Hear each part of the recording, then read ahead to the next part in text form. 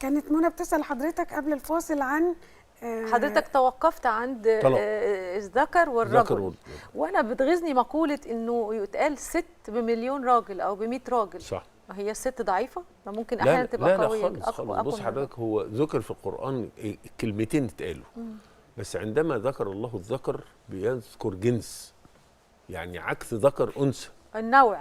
انما لما جه يتكلم على رجل، اتكلم على راجل محترم.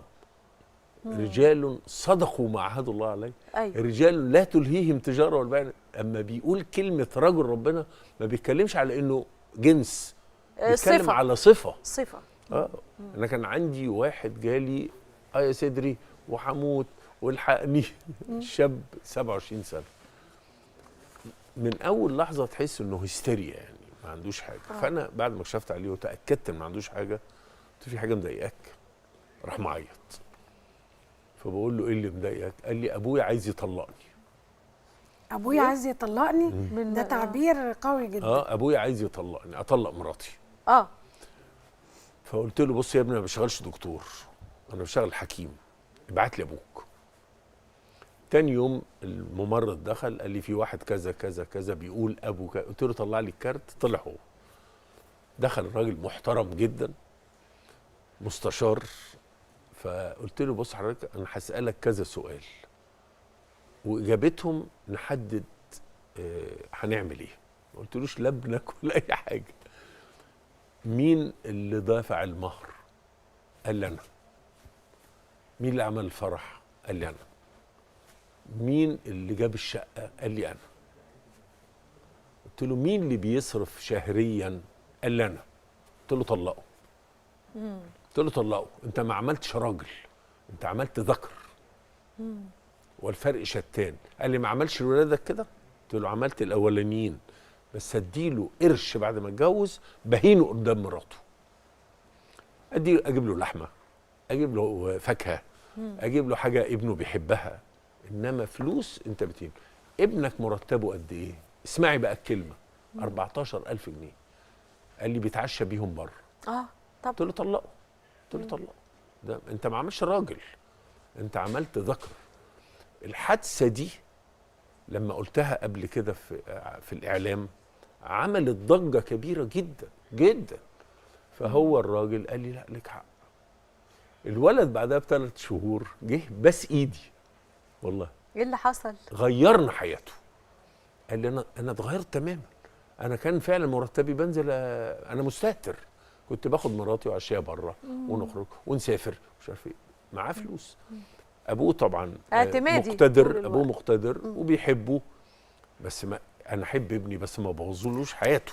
طب دكتور، عايزين نتعرف على ولاد حضرتك. انا عارفه دكتور احمد ودكتور علي. عرفنا على عيلتك وعلى علاقتك بوالدك، وانت ازاي كنت عايز تدخل حقوق وبعدين دخلت طب. الصحفي لا يسأل عن مصادره، لازم هيدور ويبحث ويعرف كل حاجه. ابويا كان راجل عظيم جدا جدا، رحمه الله عليه، كان لا يتكرر. الف رحمه ونور. اكيد انا ما شفتش زيه. جاب شخصيه لا تتكرر. كان رئيس حكيم وعالم زي حضرتك كده، لا يتكرر. فانا كنت مبهور بيه. ففي الثانويه عامه بقول له هتكتب ايه؟ قلت له هكتب حقوق. قال لي اكتب حقوق بس ما ترجعش البيت ده تاني. يا خبر ابيض. بصي الاب بتاع زمان، بقول له ليه؟ قال لي شخصيتك ما تنفعش قاضي، انت شخصيه انفعاليه، انت عاطفي جدا، ممكن تبرأ وتدي اعدام بالعاطفه. الله، ده هو ايضا كان حكيم برضه، والوالد كان حكيم برضه. قلت له يا ابويا انفع ايه؟ قال لي تبقى دكتور كويس. كتبت طب. تمام.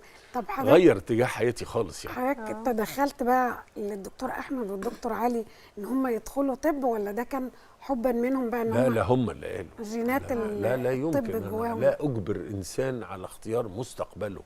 هم اللي اختاروا. وبعدين ابني علي لذيذ جدا بقى، بقول له هتكتب ايه؟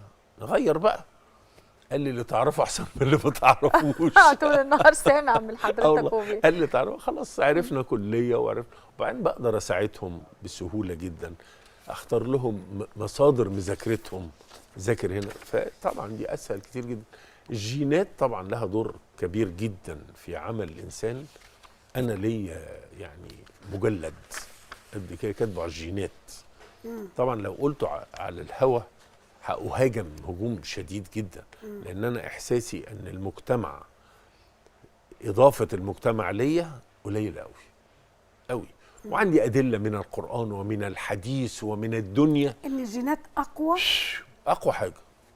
يعني الاكتساب ده اقل من الجين بكتير. بس الانسان بكتير. انا اسالك سؤال، الانسان صحبه ومنهج وبيئه اللي بيتولد انا فيها. هسالكم انتوا الاثنين سؤال. ليكي اخت؟ ليا اخت. ليكي اخت؟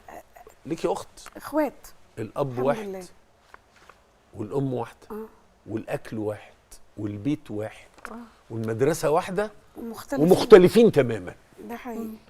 لان ده واخد جينات خلانه وده واخد جينات عمامه، او التشكيله اللي ربنا عاملها عشان تطلعي بني ادم مختلفه، او خبرات السنين لو عاش بره او مش بعيد. ده مجتمع واحد. هو الدكتور بيقلل من فكره الاكتساب. اكتساب مفيش.